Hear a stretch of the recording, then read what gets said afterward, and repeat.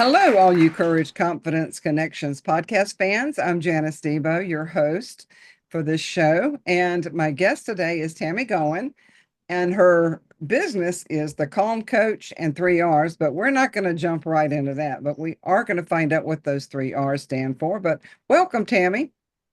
Thank you for having me. Good to be here. You are so welcome. We're not going to jump into your business, but okay, we got to tell everybody what the 3 R's stand for, and then we'll come back to it. They stand for relax,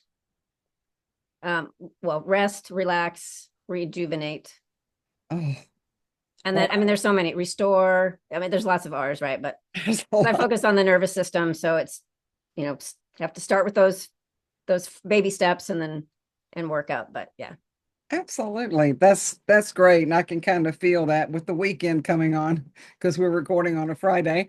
We Yes. we can absorb those 3 words today for sure, or four or five or six. So we have never met personally, although we don't live too far apart. I don't think we've met personally anyway.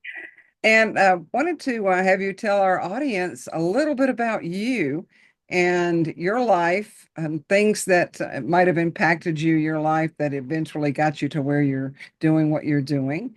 And of course, the show is Courage, Confidence, and Connections. And I love to touch on all those areas in my guest lives and business. So, Mhm. yeah, what can you tell us a little bit about you? And then we'll just keep going from there. Sure.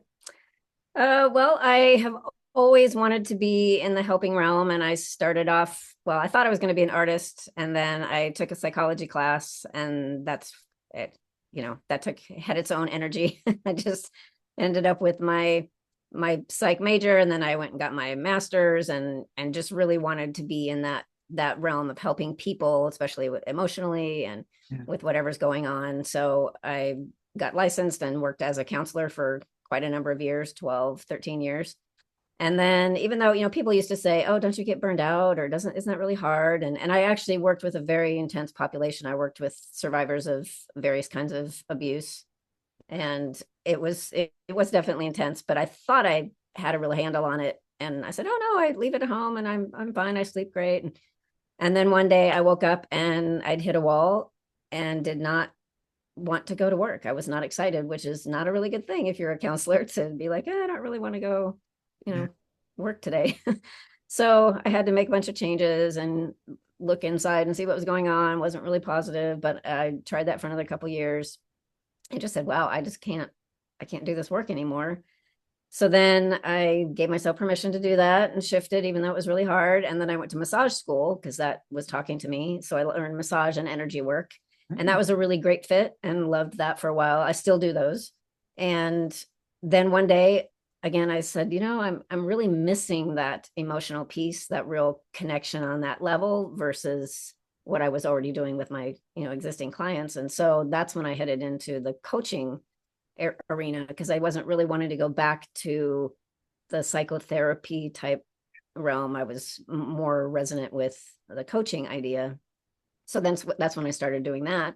And then as I was kind of in that morphing stage, making that shift, I also became aware of high sensitivity as a trait. I was really struggling with my business partner and a friend at the time with something that had happened, and I wasn't feeling heard. And I was just struggling. And then a friend that was supporting me said, hey, you should check this thing out online. And so I go to that and it says 16 traits of highly sensitive people. I have no idea what that means, but I'm looking through this little inventory. I'm going, yes, yes, yes, yes. Okay. Well, this is me. And it was a major aha moment because, for one, it wasn't just me. There was an inventory online. And then the other part was that suddenly what I was experiencing was put out there as somebody else understands this. And obviously there's apparently some reason that I have these experiences when I, run into all these challenges with other people, or things aren't going the way I want because of these things that no one seems to understand. And suddenly it was just all right there. And so I took a deep dive into understanding myself and just the trait itself of high sensitivity. What does that mean? And then along the way, I started noticing that as a coach, the majority probably of the clients that were finding me also were highly sensing. And I like that term better, highly sensing versus sensitive, just because there's not that kind of negative connotation that we still have in our culture for sensitive, but we are sensitive, very sensitive. So I that just became more of a focus for me, saying, oh, this is kind of an untouched, unrepresented field, if you will, just coaching or counseling or whatever for those who are particularly sensitive. And so that became a real focus, and spent more energy really seeking out those clients so that they would have a forum. Because I heard things like, oh, I've had counseling or coaching in the past, but I never really felt like I could be, I could go where I needed to go. I hit a point and I couldn't go any farther because I didn't feel heard or understood. So I knew that that was really valuable. So that became a big focus. And then with those sensitives and anyone else that I work with, because I'll also work with those that wouldn't consider themselves that way, my main focus is still what I had alluded to at the beginning, with that idea of that calming the nervous system, helping sensitives in particular, but also anyone else. And what we're in this crazy world right now with everyone, and more and more feeling stress and overwhelm and that kind of thing. So working with all of anyone who's experiencing that, to just bring that down many notches, calm that nervous system, develop that good self-care, sustainable self-care practice, and be able to manage everything else. And then bringing in things like mindset and self-awareness and all of those things, of course, but really starting with that nervous system piece, because sensitives in particular need that even more, because there's just so much coming in all the time, and being more affected by things more easily, and we can just get tapped out. So that's how I got to where I'm at. Yeah, and I'm sure it wasn't an easy journey getting there, because I've dealt with a lot of different stuff too, and I'm kind of in the mid-range of highly sensitive, Mhm. sensing person. I like that better too. And when the overwhelm hits, just so our audience knows, it's not unusual. I mean, when overwhelm hits, we all resort to different things, and someone like you can help pull people off the ledge, so to speak, even if it's just an emotional ledge, to bring them to calm down and rethink and Mhm. address that. Now, in looking at all that you've been through and done to bring you where you are today, where has courage played into your life in that whole journey for you? And I would say courage and confidence both together, in terms of, I mean, personally, as a sensitive or as a highly sensing person, and I get this with a lot of the clients that I see, this is pretty primary stuff. We have a tendency to second guess our own abilities, to do the, oh, I don't know what I'm talking about, and seeing everything from so many different sides, and thinking, oh well, I need to know more of that, or I need to know more of this, or maybe maybe not. I'm feeling all these energies, being so affected by things, and allowing that to circumvent a direction, your whatever that is for in your journey. Definitely something that I dealt with going through this shift, and understanding what that's like for, not just sensitives, but in particular those who are highly sensing tend to have more of that, feeling like a charlatan or not. Leadership is a big piece that I run into quite often. It's like, I don't even know why. I remember a client that I had a few years ago that she said, I'm in this leadership position. They promoted me from this other thing. It wasn't even my idea. But I don't know why I'm here. I have no idea why. I don't feel like I'm a leader. And so that was a big part of our work together, was her recognizing, what is a leader, not so much what society says, oh, this is what is success, or this is what a leader looks like, or whatever, but Yeah. what is actually effective as a leader, and recognizing what she was already doing, and what what she brings to the table that might not be what her conception was of, oh, I have to do things this way, and I have to look this way. And so that definitely resonates with me too, in part of my journey, learning all of that, to say, oh yeah, I do have a lot to bring to the table, the Hmm. way I view things is maybe a little different than some, but similar to others. And I discovered, because I always felt like, which is very common for sensitives too. It's like I'm different than everyone else, and no one understands me, and that's not okay, right? So being able to say, oh, this is how I shine. This is how I am similar to others that are also sensitive, and oh, okay, that makes sense. And being able to use that going forward instead of seeing that as a block. Yeah, absolutely. Because I've done a lot of stuff that you're talking about resonates with me. I had I had a experience in high school that kind of started me on the leadership journey. And because I didn't want to be a leader. I was I was, okay, I was friendly and social, but I was like, yeah, I just like to sit back. Well, one of my high school classmates said, you're going to be next year's president of the Spanish club. And I said, no, I'm not going to be. Well, he got me elected, and that kind of that changed the whole dynamic of my direction. And sometimes it takes someone to see that gift and that perspective. And we as coaches, that's what we do. We sit on the outside looking in, and we can see the gifts of our clients and people, even that are not clients, friends. And you see those gifts. And that's one of the advantages, am I right in saying being highly sensitive, we tend to be very intuitive. Yes. And the caveat there is that we don't always listen to our intuition. Because again, there's that second guessing piece, right? It's like, oh, that can't be right, or well, I'm just trying to make myself feel better, or what, whatever. There's that. Okay, I hear that, but I'm not going to pay attention to that. So yes, we do tend to be more in tune if we're listening, and we get all these hits and stuff that we learn eventually. Yeah, I need to listen. I need to pay attention to those things, because as we're growing up, we might be hearing, you're to this, you're to that. Oh, let it go. Don't pay attention to that. Why is that such a big deal for you? Don't, basically giving that message, don't notice so much and don't pay attention to so much. But yeah, that's very, very helpful. And there's a reason that, 20 to 30% of us are wired that way, to be able to notice those things. And so if part of that is from our own internal wisdom, there, that's important to listen to. And if we do listen, we find out that it's like, wow, it's pretty much always right on. True. And many years ago, this was an experience.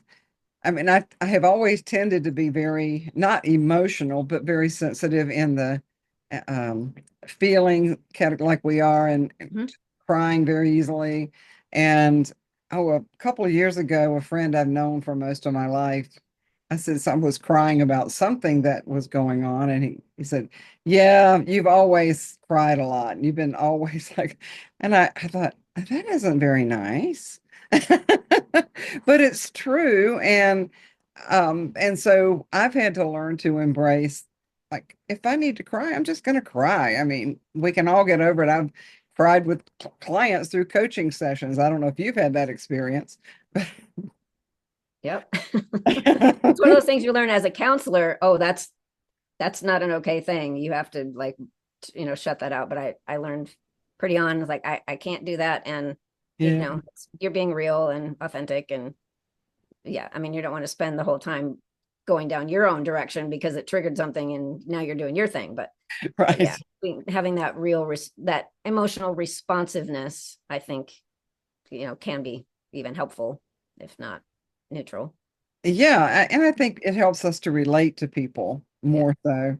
It's and of course we've got mutual friends, and there are a lot of more people becoming aware of the highly sensing aspect of the lives of, you said, 20 to 30% of the people. That's Hmm.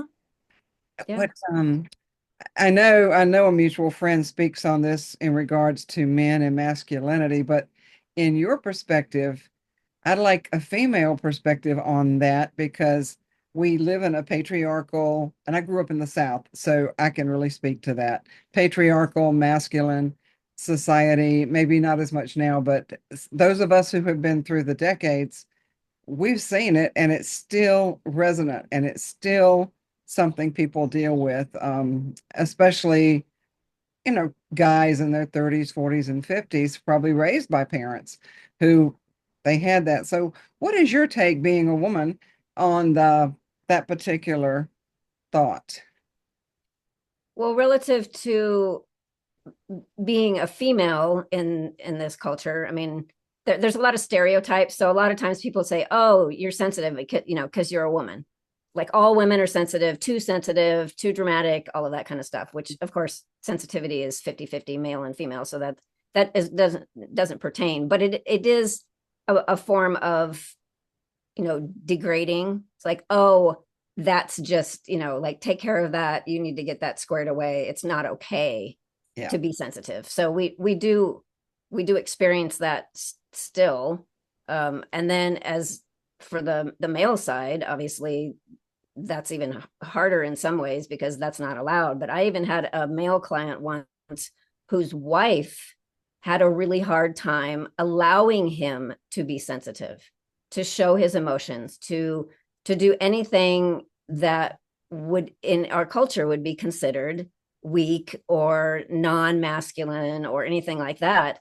And going down that path for a little while, discovered it was, I mean, she wanted to feel safe and secure and taken care of, and also wanted to not rock the boat and wanted everything to look the way she had always learned growing up, right? The guy's supposed to do this, look like this, whatever. And so if he was embracing his sensitivity and his female side and all of the things that made him a great father and nurturer and a great husband and all that, she still was like, yeah, but you can't be that emotional. You can't be, whatever. So sometimes it can work, you know, in our not in our favor personally, but even culturally, we can perpetuate those ideas, those myths, whatever, just again because that's what we learned or that's what culture says or whatever. So even though really, I mean, I think most women would say, yeah, it'd be nice if men were more aware of their own emotions and able to share that, or more sensitive to my needs, more sensitive to whatever. There's still that cultural piece that kind of keeps people locked into the, oh, but that's not okay. Yeah, I really like that, but no, I shouldn't let that happen because that's not the way the world works. Yeah, and that's a really great perspective because we put people in boxes, even those close to us, and expect them to be a certain way. And I was raised, like I said, in the South, and my father wound up going in a different direction than he was raised on a farm, which was the masculinity and all that. And he sort of embraced it, but he was emotionally detached because he was raised that way. He Mhm. couldn't couldn't express his emotions most of the time. And that is so hard, but yet being a woman raised in that environment, now you can speak to this because I couldn't feel, I didn't know what feelings were. I mean, of course, I knew what they were. I cried and this, that, and the other. But I was in a class one time, and I think you'll enjoy this short story that was talking about basically becoming who we really are. And the moderator, the teacher said, well, Janice, how do you feel about that? And I literally had the deer in the headlights. I stared at him. I said, what do you mean? And of course, there's like 20 people in the room. I don't know what you're talking about. What do you mean? How do I feel? And I could not feel. And I went back, took the book, threw it across the room when I got to that chapter. Had to go pick it up and read it again. But but yeah, so what is your take on, because I was raised in that environment, being a woman, I could express emotions, but I didn't know what feelings were. I didn't know how to connect with them. So let's talk Mhm. about that from what you do and your perspective. Well, yeah, first I'd say too, it's very common for sensitives, both male and female, also, and people that are just overwhelmed or their background, whatever, to learn that, it's easier and better for me if I just shut down my emotions and I don't feel them. So if you have a trauma background, or if you have a family that doesn't allow those and you get in trouble, or there's something that doesn't work right if you show those emotions, or if they're so intense all the time and you are told you're just too emotional, you always cry so easily, you hear all those comments, and then you learn, okay, well, if I just don't show those, Mhm. then things will be better. And then if you do that enough, then you're not in touch with them even. So you're like, okay, I'm feeling all this, so I'm not going to show it. And then eventually it can be, I'm not in touch with that. And I totally understand that. I went through that a lot in my journey as well. And I got used to that. Well, how do you feel about that? And then I would go immediately to my head and I'd say something like, no, that's what you think. What do you feel about it? And yes, I totally understand. I'd be like, oh, give me a minute. let, What? let let me see. Yeah. And then so yeah, working with clients the same way, helping first to be able to feel safe in expressing emotions, even being aware of emotions and then expressing them, but making that okay for themselves to experience these emotions, other than, like, oh, it's probably okay to be, well, for some, to be angry or frustrated. That one kind of in our culture is like, oh, well, that's an okay thing because it's prominent.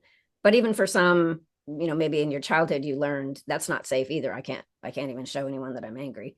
But yeah, being able to say, oh, we have like such a range of feelings. And maybe when I was younger, they were just swirling around in there were so much, and obviously I can feel really deeply, and it'll still come out for most people, I think, if you're sensitive and you have that tendency toward emotionality. Like you said, it's really easy to cry and stuff. And it's not even negative stuff necessarily always. It's the positive. Like you hear a really heartwarming story and you're just like, okay, where's the Kleenex? Because you just real quick to do the cry thing. And again, that's those emotions like seeping through, and you're allowing that to happen. But if you shut all that down, then it's more challenging. So yeah, helping people get in touch with, like, I'd like to do an emotional release technique where people identify a feeling, Mhm. pay attention to what that is by giving permission first. I'm feeling this feeling. It's okay that I'm feeling this. Is how my body feels with this, going through various things, and then being able to shift and say, okay, now I'm going to release that feeling. This is me releasing whatever this is. My body knows how to do this. My system is fine with this. This is a safe thing to do. Letting these things release. But first giving that permission is really important. It's okay that I'm feeling frustrated. It's okay that I'm scared. It's okay, whatever. And working through that, through a technique like that, or even using that sometimes with tapping, which I do EFT, tapping with points, giving that permission for identifying, oh, this is the feeling I'm having, and there's a reason for it, and it's okay. Mhm. And reminding ourselves that, it's temporary and things are going to shift, and this is what I can do with the feeling. But being in that place, yeah, to start with, that it's okay to acknowledge those feelings is very powerful. I literally had to be given a list of feelings to even start to identify. And, Mm-hmm. and so that can bring on shame of this is not normal. I should be able to feel. I should be able to. And but on that note, I want to tie it into I am a recovering perfectionist. I can openly admit that I have put As in, are most sensitives, yes. yeah. So speak to perfectionism because in our culture, oh my gosh, it's such an enormous issue that people deal with. So as it relates to highly sensing people, how would you like to talk about that? Because I want to address perfectionism. it's it's a very strong thread, definitely, for, I mean, like you said, for a lot of people, but especially for sensitives, that tends to be pretty intense. And we're often very concerned about what others think of us and what the effect of our behavior or words or whatever is going to have on other people. We want everyone to be, everything to just be even keel. Everyone's okay. No one's feelings are hurt. My feelings aren't hurt. Nobody else's. And for some reason, we do just have that heightened sense of everything needs to be okay, and I need to do everything just right so that all of those things are okay. So it does tend to be, a stronger factor, which leads to the feeling like a charlatan, or like I'm not a leader, or what, like, who am I to do all of these things because I'm not perfect. I have to be perfect in order to, whatever, fill in the blank. And perfection is one of those things. It's like a should. The shoulds are horrible They are. discovered or however those got created, but they're unending, right? You no matter one of the reasons shoulds are so awful, for us is that it never is absolute. You can say, yes, oh, well, I completed that, but I should have done more. Or I should, everything is just right, but you should have done this, or I shouldn't, so there's that should idea. The same thing with perfection. What is perfection? Well, it's subjective. Mhm. Everyone's idea of perfection is different, and it can be different in a different situation, even though some will think, oh, no, it's absolute, it's either perfect or not. Well, that's not somebody else's perfect. And the same thing, we can get and say, okay, it'd be perfect if all of these parameters are in place. And yet you get there and go, yeah, but Yeah, it can always, it's never enough. never. And there is really no perfection, again, because it's totally subjective. And so, yeah, if we spend a lot of time really focused on trying to be perfect, we're just setting ourselves up for disappointment constantly, because it's such a high, I mean, we want to set, high enough goals that we're motivated Yeah. and say, I want to accomplish this, or I want to be able to do this, or I want to improve myself in this way. It's great to have those goals, but if they're like you can't Yeah. even reach them, and you can't in perfection because there is Mhm. none. So that's a big factor, to a good thing to be focused on and say, okay, how can we dial that back and try to get rid of that word, that force of needing to be that way.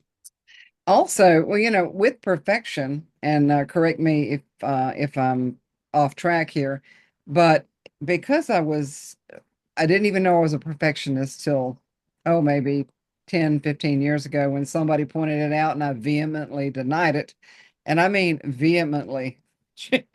Yes, I didn't know what she was talking about, but I didn't. But on the same note of trying to be perfect and perform, because I did a lot of performing growing up and trying to be I was almost a straight A student, blah, blah, blah, blah, blah, trying to make that happen.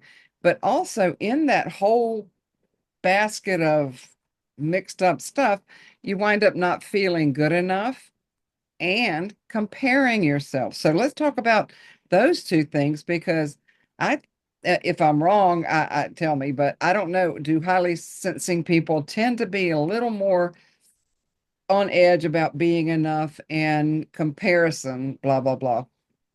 Yeah, I would say definitely. I mean, in my experience and everything that I understand about sensitivity and everyone that I've worked with, that does tend to be a bigger factor.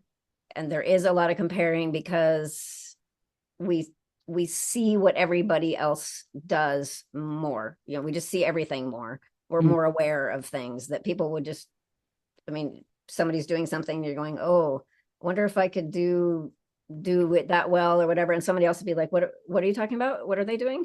I mean, not even noticing, let alone worrying about, that's not me, so why would I care?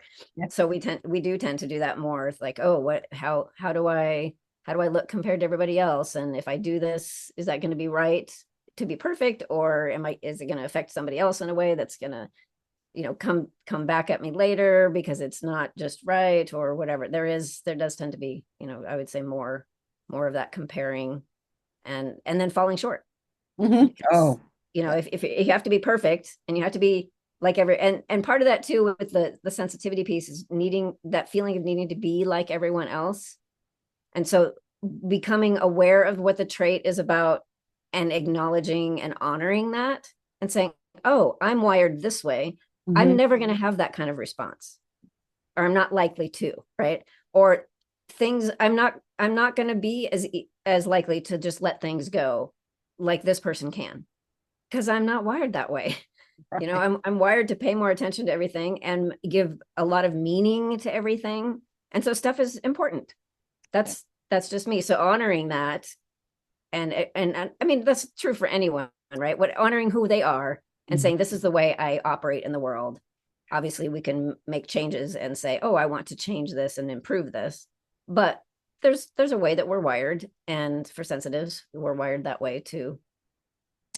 Unfortunately, in some ways, to say, oh, I take everything in so much that I'm so aware of what everyone's doing, and then I compare and say, how am I doing with that? It's a challenge. And and a lot of us have been through trauma, um, that are, I'm sure we're born more sensing, but that also can make us subject to more trauma. And I'm sure there's a lot to talk about on that. But in your work and experience, how do you help people who have been through trauma of different sorts? Now, there's some that are, we're not even going to go there because they're so awful. But just let's talk about um, basic, maybe traumatic childhood. I mean, oh, let's see, relating to perfectionism and comparison. And let's see, I never got, okay, here's one. I never got picked for sports because I hated team sports. I hated them. And I was always picked last. But, and for some people, that could be extremely traumatic to Mhm. always feel like that. But in cases of an adulthood and trauma, let's talk in terms of that because that can be from getting fired to an injury. So, in your work, what is your experience in helping people that are highly sensing that have been through trauma of any nature? So one of the first things to be aware of in that kind of situation is that, like you're saying, we're born sensitive, so we're very sensitive to everything. So when something does happen, it's not necessarily that we're more likely to be traumatized or to have something happen that's traumatic, but the meaning that we give something leads to a stronger traumatic response, if you will. So because someone did X, it means what, fill in the blank. I'm going to create that for myself, right? This is what I'm telling myself it means.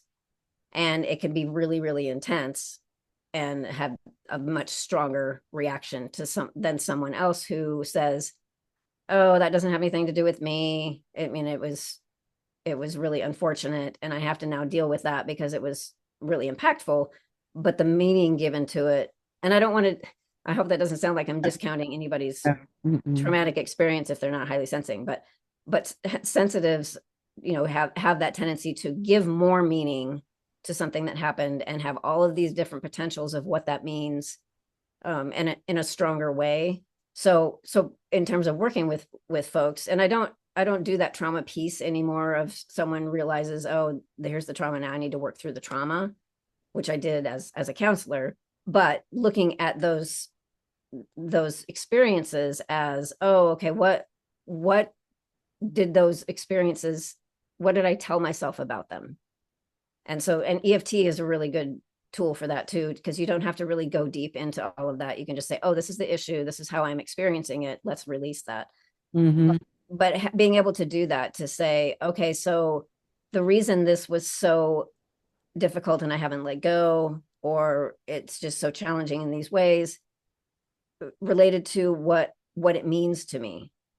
And so being able to shift some of that and say, okay, so I'm taking that as it means I'm not good enough, or I'm a horrible person in some way or whatever, and looking at how deep that experience is, that meaning that's given to it, and being able to bring that down so that people recognize, they're still valuable, they have, what are all the positive traits, and then looking at what that message is that they've been carrying all, since they got fired, or since something when they were younger or whatever, that has perpetuated, and that is now just a known entity in their subconscious, right? They're just saying, oh, that's the way it is. I'm not worthy, I'm whatever. Yeah, I think something I deal with clients in business and sometimes personal is their uniqueness. And that is, it's, we've got to realize that none of us are exactly alike. We're not going to not only look alike, we're not going to talk alike, we're not going to do anything exact, even twins. So I just want our audience to know that you are unique. There's nothing wrong with you. You can always get help for things that I know that I've had to plenty of times. Mm-hmm. Just to reach out to get help, to get on steady ground so you can realize your value and your worth. And I'm sure, Tammy, you speak to your clients on that particular topic of you are worthy and you are unique. So Why don't we kind of wrap it up with that and any other talking points you might have? Well, and again, EFT is really, really good for that, for getting rid of those, the patterning, the long standing patterns in there that say, this is why I'm not okay, or this is why, I'm a terrible parent, or I'm, whatever. There's, there's just so many different ways of addressing those things, but it is super important to recognize, okay, so this is where I'm struggling. Where am I shining? What are the things that are working? What do I bring to the table that I'm not paying attention to? And a lot of times as sensitives, we have stuff that others don't bring because they're just wired differently. And Mhm. so when we can recognize, oh, maybe I don't necessarily always feel like I'm a leader, but what do I bring to that role? Oh, I do things this way, that, whatever, that a lot of other people probably don't. And maybe that's why people relate to me more. Oh, okay. And then so recognizing those things that are helpful, that are working, and that might even, like you said, make them totally unique compared to the majority of other, like, colleagues or people at work or in their family or whatever. It's like, oh, okay, so this is how I can stand out in a positive way. Because a lot of times, either through trauma or sensitivity or whatever, people will learn sometimes to just say, I need to not stand out. I need to just kind of fade into the background, and I'm not noticed, and then I don't have to worry about people's reactions or whatever. But being able to say, okay, well, how can I stand out, or where do I stand out in a good way, and allow that to be, you know a, a, a potential goal, to say, oh, can I let myself shine in these ways, or be okay sharing this with the world. Yeah, we all are unique. We bring something really special if we allow ourselves to do that. Yeah. And instead of second guessing or saying, oh, it's, I have to keep those feelings in, or I have to keep that thought in of what I could contribute because of all these other things, just saying, oh, this is what I can offer, and make that okay. Absolutely. Absolutely. And if you want to just touch on briefly about, you've talked a lot about how you can help people. There's no question about that. And being the calm coach and the three R's, would you like to spend a few minutes just telling people how you can assist them? And then we'll have all your information at the end of the podcast. This will be on YouTube and my website, and people will be able to reach out to you. But yeah, I'd like you to do a little shameless self-promotion for a couple minutes. Excellent. Okay, thank you. Yeah, so I do, if you're nearby, I do massage and energy work still. So I do still enjoy providing that for relaxation and stress management and all of those things. But as a coach, uh, as I mentioned at the beginning, I really, regardless of who I'm working with, I really start with focus on that nervous system and being able to calm ourselves to where we're in that rest and digest mode instead of the fight or flight mode that most people are in, if not 24/7, most of the day. Mhm. So really addressing that with a lot of different, whether it's mindfulness and meditation exercises, or the body scan type stuff, or the emotional release techniques, or tapping, different things to, and creating like a big toolbox of, okay, how do I calm myself regardless of what's happening, my daily exercises, my daily focus. And then when things happen, I have these tools to pull from. So that's a huge part of what I do, regardless, from, at the beginning, making sure everyone has those tools, Mhm. and then moving on and making sure that that is part of a sustaining self-care practice, which doesn't necessarily mean just relaxation stuff, but doing things that do sustain them, emotionally, physically, mentally, spiritually, all of those things that allow them to manage, what's coming in. So that's the primary focus, with everyone. And then of course, if we're still working after that, looking at things like mindset and what are those things that we're telling ourselves, whether it's about, being sensitive, or just in general in life, like what are those thoughts that are limiting moving forward, doing the things that we want, being that leader, being, that perfect, not perfect, sorry, that potential parent or partner, Yeah. uh, looking at those things that are blocking, or holding back, and doing things like tapping, EFT tapping is just super helpful for so many different things. So I really like to incorporate that one. And then Mhm. for those who are sensitives, really helping them become more aware of themselves as sensitive. What are the parts of you that are related to the sensitivity? Because then there's that, oh, that's why I do that. That's why I do this. That's why I have this sensation, this feeling. And there's a reason for it. And it's fine. It's great. And then moving forward on that. But then also communication with others who are maybe not as sensitive, or working in the leadership role or something in work or whatever, but looking at those things and how those are impacted by their sensitivity, and how they can shift that to make that sensitivity their superpower, basically, that allows them to really shine in the areas that work for them, rather than the expectations of, this is the little box I'm supposed to fit into, which isn't going to work because that's not me. So, yeah. Well, that's great. So Tammy's information will be available. And if you've got any questions and you can't reach her, you can always reach out to me and I'll send you her way. But this has been really enlightening, and we'll be having a surprise podcast. We're not going to reveal the secret, but something special is going to be recorded next week. And all of our fans, just keep your eyes and ears to the podcast channel. And we love to have you back. Tammy, thank you so much for being on my show. And it's actually our show. Every guest owns a piece of it. It's not just me. So, Well, thank you for having me. It's been lovely. Yes. well, I hope you've answered some questions for some people that we've addressed, that might have some. But in any case, we'll have you back, I'm sure, at some point. This topic is never ending, but that's for certain. And anyway, thank you. Thank you, all of our audience, to look for another podcast coming. It's Friday, and if my mouth stops working, just pardon me. You do a lot of talking, that happens. But thank you for joining us with Courage, Confidence, and Connections podcast. Again, Janice Debo, your host. We'll see you next time.